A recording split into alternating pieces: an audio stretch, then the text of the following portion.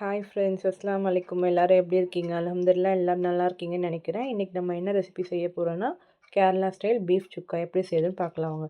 இதுக்கு முதல்ல ஒரு குக்கரை எடுத்துகிட்டு குக்கரில் வந்து 1/2 கிலோ அளவு கறியை நான் கழுவி வச்சுருக்கேன். கறியை சேர்த்துட்டு அது கூட மஞ்சத்தூள், மல்லித்தூள், மிளகாத்தூள், உப்பு போட்டுட்டு ஒரு தக்காளி பழத்தையும் நான் வெட்டி அதில் சேர்த்துக்கிறேன்.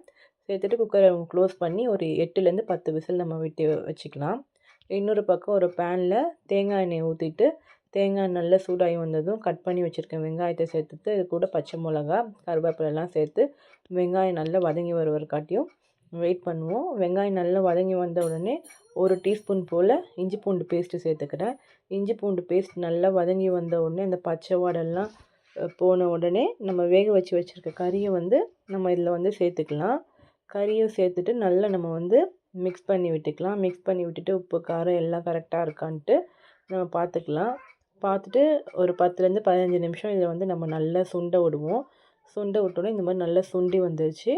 இது கூட மேலே வந்து கொத்தமல்லி தழை தூவி இறக்கிட வேண்டியதுதான்.